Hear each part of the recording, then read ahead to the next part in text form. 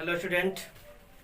आज वर्ग 12th के छात्रों के लिए बायोलॉजी का एक खास टॉपिक लेकर आए हैं। अध्याय 3 का ये टॉपिक है। आज हम लोग देखेंगे कि आखिर जुड़वा बच्चा कैसे होता है। यानी बहुत से बच्चों का, बहुत से छात्रों का ये क्वेश्चन था, कमेंट्स था, और आप लोग के जरूरी भी है, लेसन इम्पोर्टेंट भी है कि जुड़वा बच्चा जन्म कैसे होता है। ठीक है ना।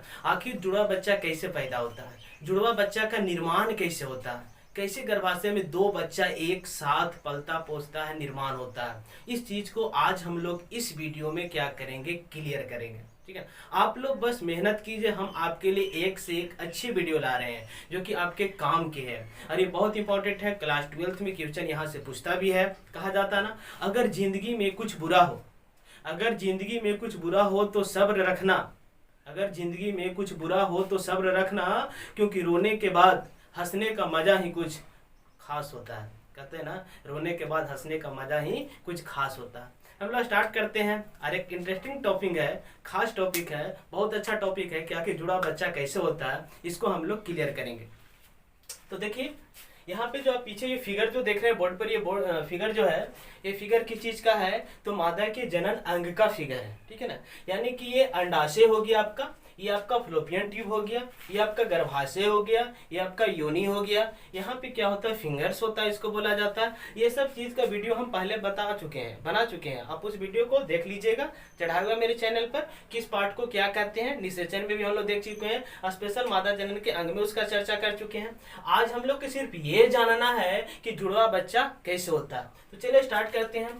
ये अंडाशय हो गया, ये अंडाशय में क्या होता है कि अंडाणु होता है। यहाँ से क्या हुआ कि अंडाणु निकल करके, इस जगह से अंडाणु निकल करके और कहाँ पहुँचता है, तो बताए थे कि फ्लोपियन ट्यूब में पहुँचता है। ये फ्लोपियन ट्यूब है, यहाँ जा करके अंडाणु निकल करके, यहाँ से निकल करके इस फ्लोपियन ट्यूब में पहुँचता है। ठीक है।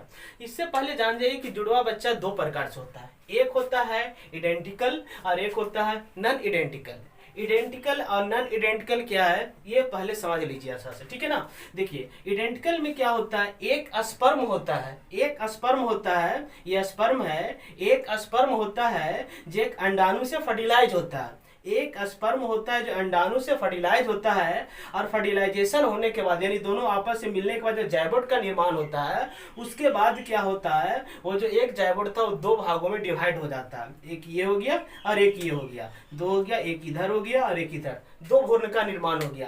तो ये आइडेंटिकल होता है, इसमें एक स्पर्म भाग लेता है, एक स्पर्म भाग लेता है। जबकि नॉन आइडेंटिकल में क्या होता है, दो स्पर्म भाग लेता है और दो अंडाणु होता है। देखिए, दो स्पर्म है, एक यहाँ और एक यहाँ स्पर्म है, एक यहाँ अंडाणु और एक यहाँ अंडाणु है ना।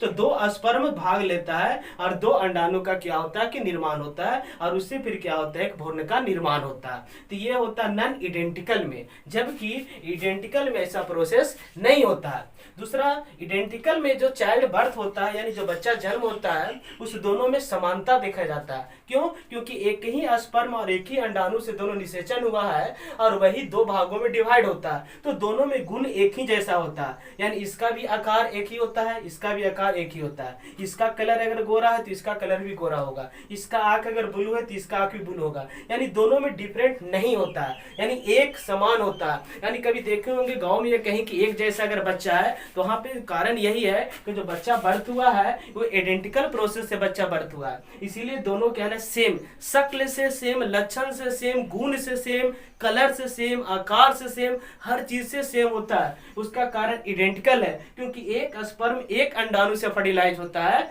और उसके बाद वो अंडाणु दो भागों में डिवाइड होता है, दो भ्रूण का, दो embryo का निर्माण करता है, तो वो दो संतान फिर आगे चल के बनता है। जबकि नॉन आइडेंटिकल में क्या होता है, दो शुक्राणु है जो कि दो अंडाणु में जाकर के मिलता है, और जिसके कारण यहाँ पर दोनों में अलग अलग देखा जाता है। यानी अगर ये गोरा है तो ये काला भी हो सकता है, क्योंकि शुक्राणु अंडाणु दोनों अलग है। ये लंबा है, ये नाटा भी हो सकता है, इसके बौद्धिक क्षमता ज्यादा तो इसका बौद्धिक क्षमता कम भी हो सकता है। दूसरा, अगर ये लड़का है तो लड़की भी हो सकता है, दोनों लड़का हो सकता है, दोनों लड़की हो सकता है। यहाँ पे कुछ भी हो सकता है, सेक्स चेंज हो सकता है, लेकिन यहाँ पे उसका सेक्स चेंज नहीं हो सकता, क्योंकि यहाँ पर अगर लड़का तो लड़का ही रहेगा दोनों, अगर लड़की है तो लड़की ही रहेगा दोनों। लेकिन उस प्रोसेस में दोनों चेंज हो सकता है।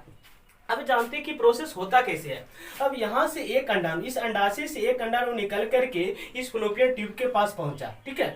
अब यहाँ बताए थे कि एक बार में लाखों करोड़ों की संख्या में क्या होता है ना कि स्पर्म इसको में अंदर प्रवेश करता है, इस वेजाइना के माध्यम से यहाँ पर गया। अब एक है जाकर के यहाँ इससे जाकर के मिल गया, जैसे इसको से मिला ये इसके अंदर प्रवेश किया, अब फर्टिलाइजेशन हो गया। ये तो प्रोसेस आप जानते हैं। फर्टिलाइजेशन होने के बाद क्या होता है ना, फर्टिलाइजेशन होने के बाद ये जो फर्टिलाइजेशन हुआ ये दो भागों में डिवाइड हो जाता है। किसी कारण से क्या होता है, इंटरनल या नेचुरल किसी भी कारण से कर सकते हैं कि अंडाणु जो है जब फर्टिलाइजेशन हो गया तो जाइगोट दो भ्रूण का निर्माण कर लेता है। आगे बढ़ते बढ़ते दो भाग में डिवाइड हो जाता है और जब दो भ्रूण बन गया तो दो भ्रूण गर्भाशय पर आया और दो चाइल्ड का निर्माण कर दिया। ये एक प्रोसेस है जो कि आइडेंटिकल कहलाता है। दूसरा क्या होता है प्रोसेस जो नॉन आइडेंटिकल, उसका प्रोसेस क्या है कि मानिए कि यहाँ से एक अंडाणु निकला, ठीक है ना, एक अंडाणु यहाँ निकल करके गया, ठीक है, और हो सकता है कि एक अंडाणु और निकल करके, या एक साथ कभी ऐसा होता है कि एक अंडाणु निकलने के बाद एक अंडाणु और उसके साथ दो अंडाणु यहाँ पर पहुंच गया,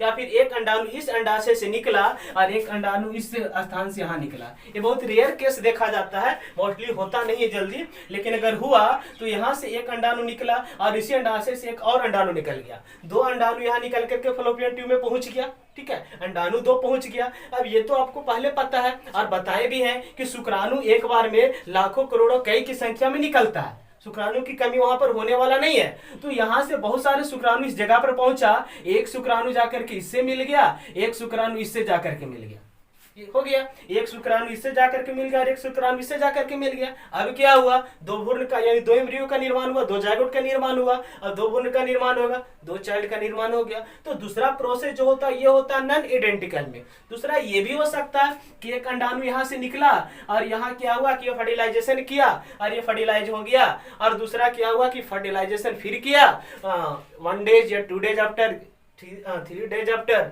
और यहाँ से फिर एक अंडाणु गया और जिसके कारण क्या है कि फर्टिलाइजेशन किया, तो दो अंडाणु फर्टिलाइजेशन हुआ तो फिर यहाँ पर दो बच्चा का निर्माण हो गया।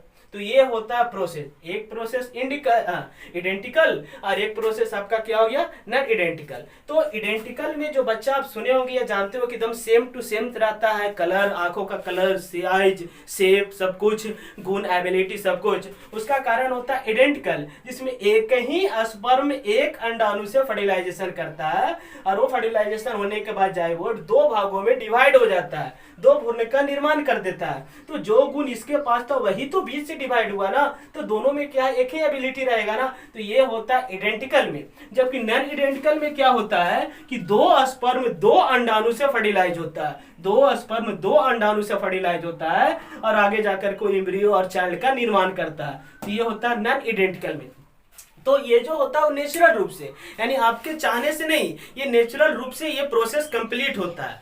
अब है जो कि आगे जो हम लोग जानेंगे वो ये जानेंगे कि आखिर अगर हम चाहते हैं कि नहीं हमको जुड़ा बच्चा चाहिए यानी कि ट्विंस बेबी चाहिए, ट्रिपल्स बेबी चाहिए यानी कि 3 बच्चा चाहिए एक ही गर्भाशय में, एक ही 9 मंथ गर्भावस्था की अवधि में, तो उसके लिए क्या करना होगा, यानी आपके चाहने से भी क्या ऐसा संभव है? तो हाँ, आपको चाहने से भी ऐसा संभव है, आप भी ट्विंस बेबी चाह सकते हैं। इसके लिए क्या है ना, नेचुरल नहीं, ठीक है ना, आपको test tube baby IVF technique होता है जिसके द्वारा ये प्रोसेस हम लोग कंप्लीट कर सकते हैं। और इसको हम लोग किस में जानेंगे तो नेक्स्ट वीडियो में आपको बताएंगे कि IVF टेक्निक या टेस्ट ट्यूब बेबी क्या है, यानी आपको चाहने से भी क्या है कि गर्भावस्था में ट्विंस बेबी कैसे पैदा हो सकता है, कैसे उसका प्रोसेस होता है, तो हम नेक्स्ट वीडियो में बताएंगे। इस वीडियो में आपको बताएं और क्लियर किए कि जुड़वा बच्चा यानी ट्विंस बेबी कैसे होता है। वीडियो पसंद आया होगा तो वीडियो शेयर कीजिएगा, लाइक कीजिएगा और कमेंट करके बताइएगा कि आपको किस चीज़ का और वीडियो चाहिए। अगर आप मेरे चैनल पर पहली बार आए हैं तो सब्सक्राइब कीजिएगा।